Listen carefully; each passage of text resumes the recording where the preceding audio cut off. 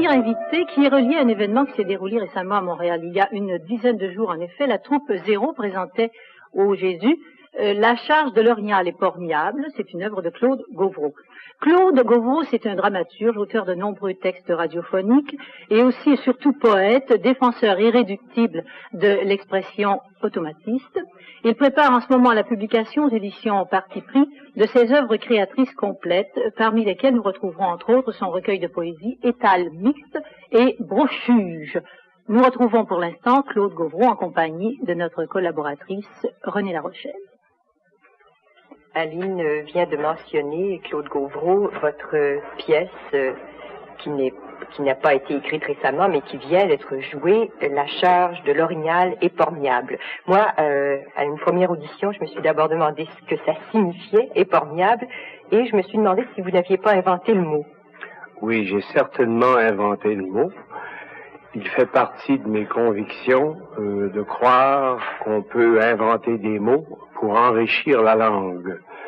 Le mot éporniable est d'ailleurs défini par une réplique de la pièce donnée par un personnage qui s'appelle L'ont-ils déparé, personnage péjoratif à mes yeux d'auteur, mais cette définition est adéquate.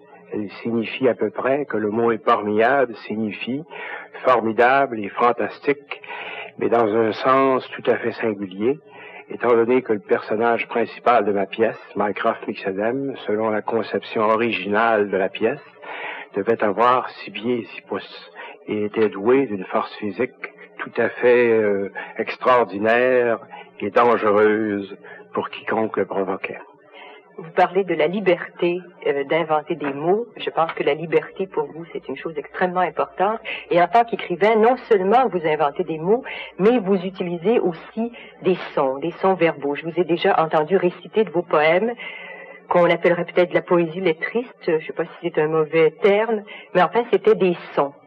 Vous aimez utiliser ainsi la musique concrète en poésie? C'est-à-dire que ma poésie n'est pas de la musique.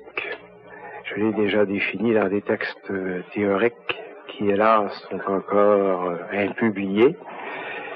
Ma poésie repose sur l'image. Évidemment, c'est une image non figurative. Comme dans les tableaux non figuratifs, on a une image concrète qui est non figurative. C'est-à-dire que dans ma poésie, ce que j'exprime exprime une réalité singulière, concrète, qui est un produit du cerveau humain. Et comme je suis athée et modeste, le cerveau humain est concret. Donc il s'agit d'un produit concret ne tendant qu'à exprimer une réalité singulière. Pour ce qui est du lettrisme, je tiens à dire que je ne suis pas lettriste. Parce que dans mon optique, le lettrisme s'identifierait plutôt à l'abstraction géométrique en peinture, et que moi j'ai toujours été un abstrait lyrique ou un abstrait baroque, comme on voudra, ou un automatiste, ou autre chose qu'une critique très perceptive pourrait définir mieux que moi.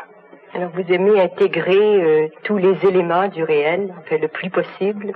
Certainement. Et le cerveau humain fait partie du réel. Tout produit du cerveau humain, étant donné que le cerveau humain est concret, est un produit concret. Votre pièce, qui devait être présentée jusqu'au 16 mai, a été interrompue après quelques représentations. Oui. Est-ce que, enfin, il y a eu des défections de comédiens. Est-ce que pour vous, c'est un échec, c'est décourageant, ou si vous considérez l'aspect positif que tout de même la pièce ait été montée et qu'elle ait été vue aussi par des spectateurs? Je suis plutôt porté à la positivité de nature. Donc, je m'attache à l'aspect positif de l'événement. Qu'une pièce aussi révolutionnaire que La charge de l'Orignal est formidable ait pu être représentée 3 fois, surtout au Théâtre du Jésus, est une sorte d'exploit. Et je ne cesserai jamais de m'en ressentir fier. Est-ce que vous vous considérez, vous avez prononcé le mot révolutionnaire, est-ce que vous vous considérez comme un écrivain subversif? Enfin, pour moi, l'épithète subversif est un épithète réactionnaire. Vous n'aimez pas? Je me considère comme un écrivain révolutionnaire, ainsi que je l'ai dit, comme les surréalistes, par exemple. Je suis au-delà du surréalisme moi-même, mais j'admire toujours les surréalistes, comme les surréalistes étaient des écrivains révolutionnaires. Aux événements de mai en France, les phrases d'André Breton étaient affichées partout par les révolutionnaires de mai. Vous avez dit que vous étiez positif de nature. Jusqu'ici, vos œuvres ont été très peu connues. Est-ce que maintenant vous souhaitez le succès? J'ai toujours souhaité le succès, sachant très bien, étant donné l'éducation réactionnaire qui prédomine encore dans notre milieu, qu'il pourrait n'être qu'à longue échéance.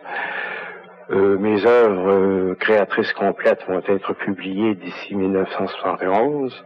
On en assurera la diffusion la plus entière, complète, la plus entière possible, pardonnerez mon lapsus, dans toute la francophonie du monde. Le contrat le prévoit, et Gérald Godin n'étant pas un dégonflé de nature que je sache, ça se fera.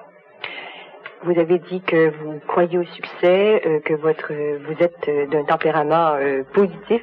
Je vous crois optimiste. En lisant votre manifeste, je voyais que vous espériez qu'un jour les hommes puissent accomplir un travail passion, puissent être délivrés de ce que vous appelez le travail corvée. Et ça m'a semblé de l'optimisme.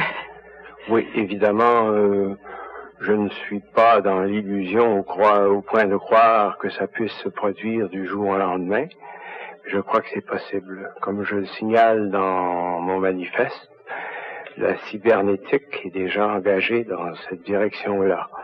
Évidemment, la cybernétique, dans un régime capitaliste traditionnel, pourrait contribuer à diminuer la main-d'œuvre, à augmenter le chômage et constituer un moyen de chantage auprès des travailleurs pour en faire accepter des salaires plus bas. Je suis conscient de ce fait-là, mais dans mon optique, telle que je l'ai exprimé dans mon manifeste, c'est une optique libertaire et bien spécifié que le travail-passion généralisé ne serait possible que dans une société libertaire épanouie.